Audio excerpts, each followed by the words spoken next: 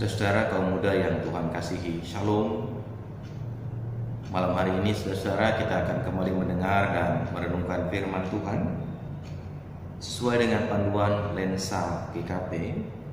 Maka di hari ini Sabtu tanggal 4 Juli 2020 kita akan kembali mendengarkan firman Tuhan sebagaimana disaksikan surat Paulus kepada jemaat di Korintus dalam surat yang kedua, yakni 2 Korintus pasal yang ke-8 ayat yang pertama hingga ayat yang ke-15. Mari saudara-saudara kaum muda yang Tuhan kasihi, kita berdoa.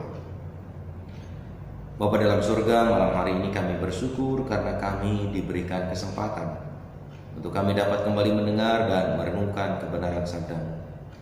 Tuntun kami ya Bapa, supaya selaku kaum muda gereja kami dapat mengerti dan memahami apa yang menjadi kehendak-Mu itu. Biarlah kiranya firman yang diperdengarkan dapat kami sambut dan terima dengan baik, untuk kemudian juga kami saksikan dalam hidup kami lewat semua aspek kehidupan kami masing-masing.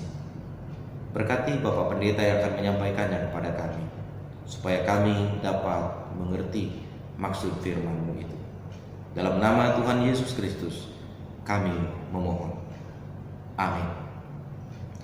2 Korintus pasal yang ke-8, saudara-saudara, kita akan membaca mulai ayat pertama hingga ayat yang ke-15. Saya akan membacakan untuk saudara-saudara bagian ini. Disampaikan dalam 2 Korintus pasal 8 ayat pertama hingga 15. Judul yang diberikan adalah pelayanan kasih. Firman Tuhan disampaikan demikian. Saudara-saudara, kami hendak memberitahukan kepada kamu tentang kasih karunia yang dianugerahkan kepada jemaat-jemaat di Makedonia. Selagi dicobai dengan berat dalam pelbagai penderitaan, sukacita mereka pun meluap, dan meskipun mereka sangat miskin, namun mereka kaya dalam kurang. Aku bersaksi bahwa mereka telah memberikan menurut kemampuan mereka, bahkan melampaui kemampuan mereka. Dengan kerelaan sendiri, mereka meminta dan mendesak kepada kami, supaya mereka juga beroleh kasih karunia untuk mengambil bagian dalam pelayanan kepada orang-orang kudus. Mereka memberikan lebih banyak daripada yang kami harapkan. Mereka memberikan diri mereka pertama-tama kepada Allah, kemudian oleh karena kehendak Allah juga kepada kami. Sebab itu kami mendesak kepada Titus, supaya ia mengunjungi kamu dan menyelesaikan pelayanan kasih itu sebagaimana ia telah memulainya. Maka sekarang, sama seperti kamu kaya dalam segala sesuatu, dalam iman, dalam perkataan, dalam pengetahuan, dalam kesungguhan untuk membantu, dan dalam kasih-Mu terhadap kami, demikianlah juga hendaknya kamu kaya dalam pelayanan kasih ini. Aku mengatakan hal itu bukan sebagai perintah, melainkan dengan menunjukkan usaha orang-orang lain untuk membantu.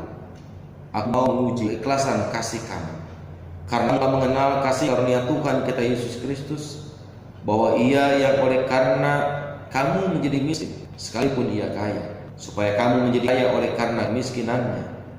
Inilah pendapat tentang hal itu yang mungkin berfaedah bagimu. Memang sudah sejak tahun yang lalu kamu mulai melaksanakannya dan mengambil keputusan menyelesaikannya juga. Maka sekarang selesaikan jugalah pelaksanaannya itu.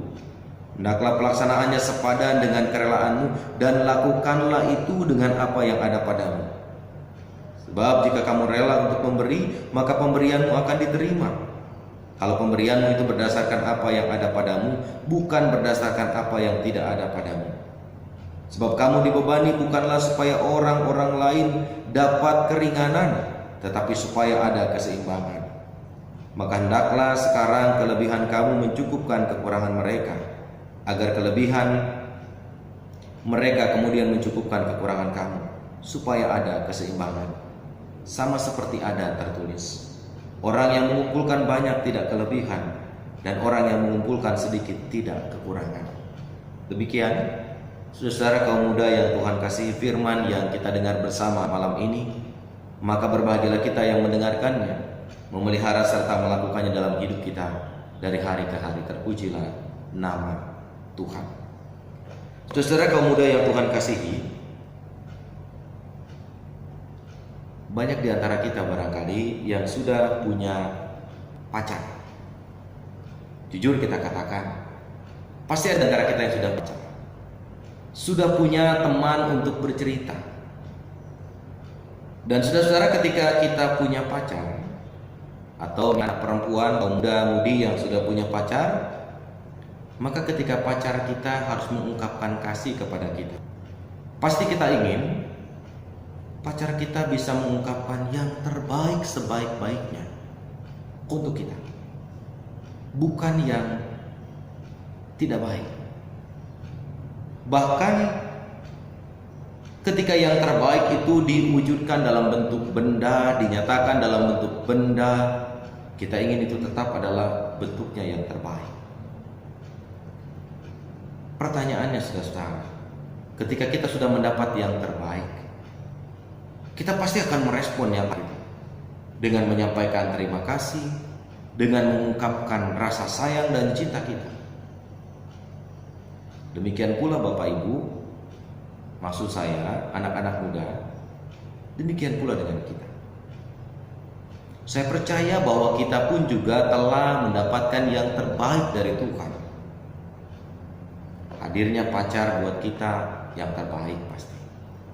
Hadirnya orang tua buat kita yang terbaik pasti. Diberikannya pekerjaan buat kita yang terbaik pasti.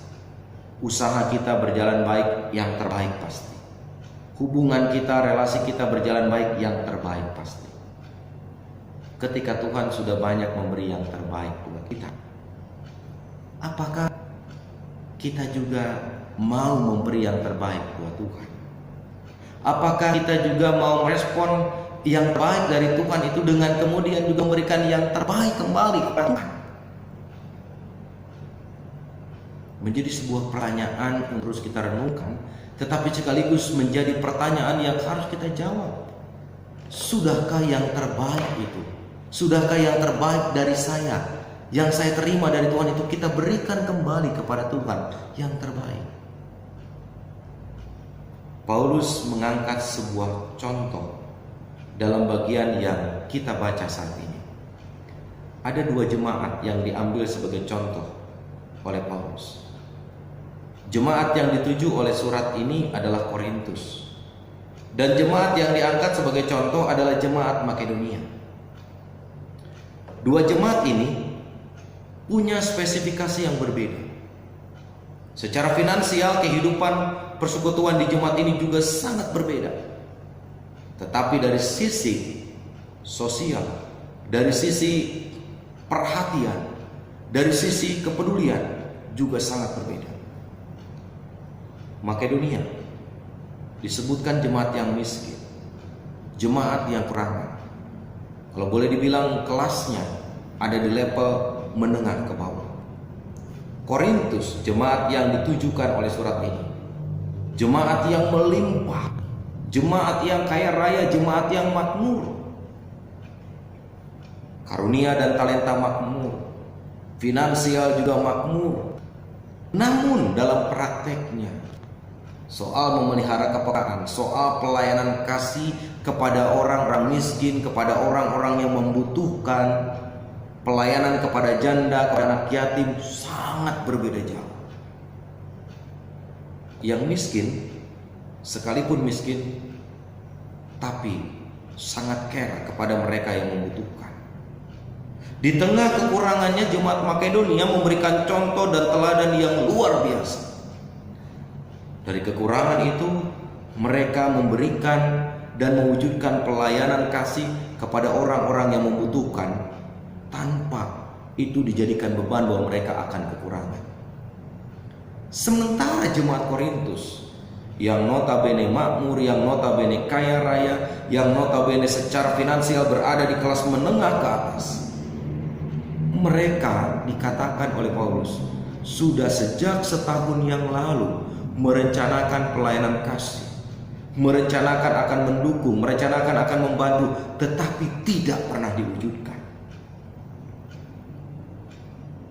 Artinya surat Paulus ini ingin menegaskan ulang Apa yang sudah mereka rencanakan, apa yang sudah mereka gumuli untuk menjadi bentuk pelayanan kasih mereka, sekarang harus diwujudkan dalam action, bukannya dalam rencana.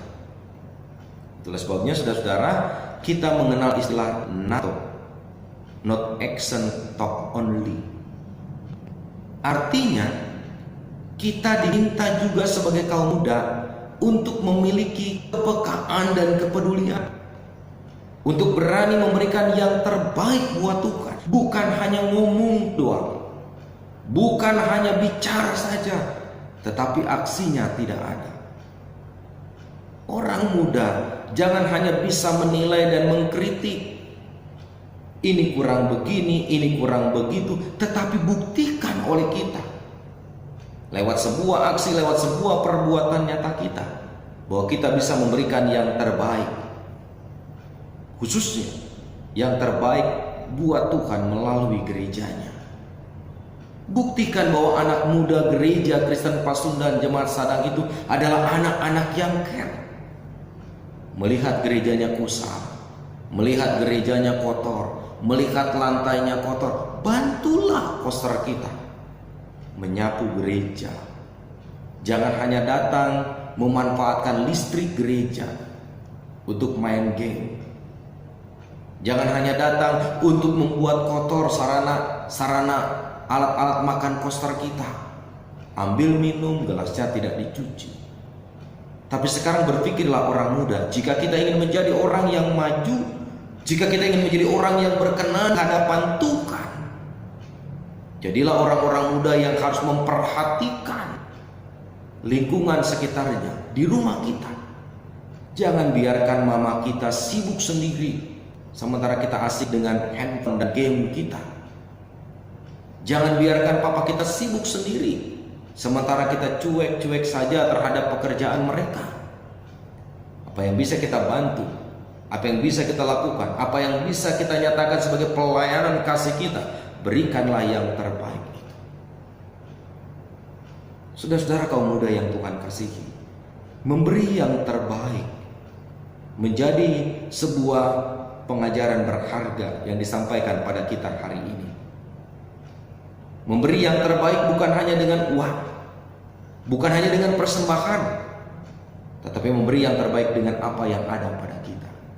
Itu yang harus terus kita lakukan.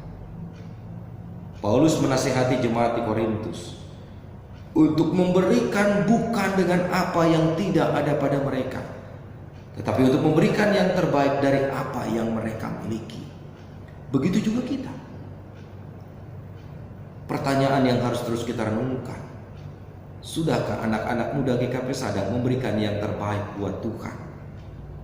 Memberikan yang terbaik buat gerejanya, memberikan yang terbaik buat hidup kita sendiri sebagai orang muda, menggunakan waktu kita secara baik, menggunakan dan menjaga hidup kita secara baik, dan tidak mengotorinya dengan hal-hal yang tidak berkenan di hadapan Tuhan, supaya diri kita, hati kita, hidup kita menjadi persembahan yang berkenan di hadapan Tuhan.